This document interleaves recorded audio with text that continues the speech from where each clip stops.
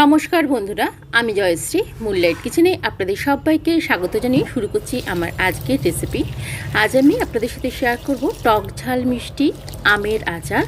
আমি এখানে 1 কিলো পরিমাণে আম টুকরো করে কেটে নিয়েছি। খোসা শুদ্ধই আমি আমগুলো কেটে নিয়েছি। খুব ভালো করে আমটা আমি ধুয়ে নিচ্ছি।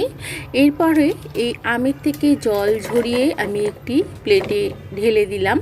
খুব ভালো করে আমের গায়ে জলটা মুছে নিতে হবে, যেন একটু জল আমের মধ্যে না থেকে যায়।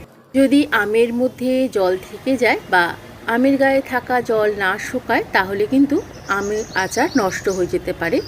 একটা পরিষ্কার কাপড়ে আমি সমস্ত আমের টুকরোগুলো ছড়িয়ে ফ্যানের নিচে রেখে শুকিয়ে নিচ্ছি।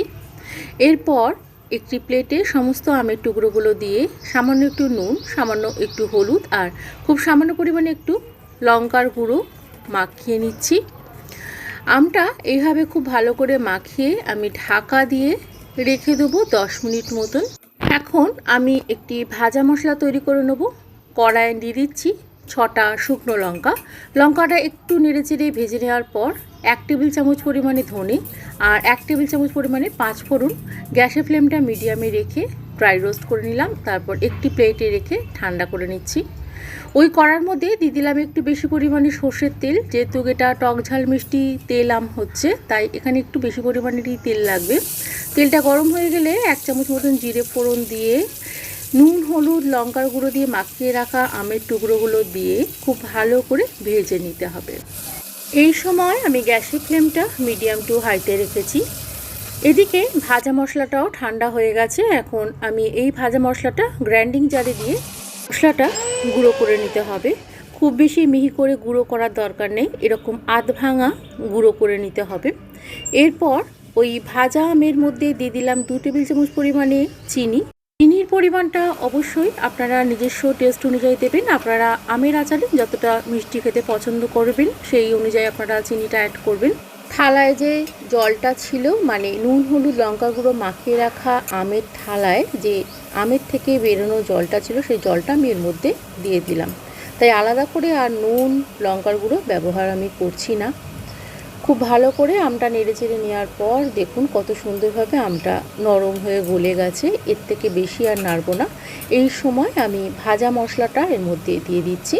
একটু ভাজা মশলা আমি রেখে দিচ্ছি, মানে মোটামুটি 1 চামচ মতন ভাজা মশলা আমি রেখে দিলাম, এটা পরে অ্যাড করব। ভাজা মশলাটা খুব ভালো করে নেড়েচেড়ে মিশিয়ে নেওয়ার পর গ্যাসের ফ্লেমটা মিডিয়ামে রেখে ঢাকা দিয়ে কিছুক্ষণ হতে দেবো। 1 মিনিট পর ফিরে আসছি।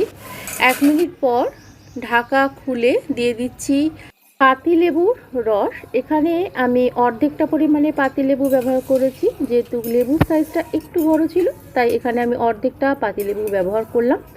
লেবুটা দেওয়ার পর একটু নেড়েচেড়ে নিয়ে দিয়ে দিচ্ছি যে বাকি ভাজা মশলাটা ছিল সেটা, আর 2 থেকে 3টে কাঁচা লঙ্কা। আপনারা ঝালটা যতটা রাখতে চান ততটাই কাঁচা লঙ্কা ব্যবহার করতে পারেন।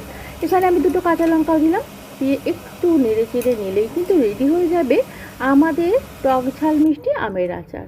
তারপরে ঢাকা দিয়ে একদম ঠান্ডা করে আমি একটা পরিষ্কার কাচের বয়মের মধ্যে আমের আচারটা ঢেলে রাখছি।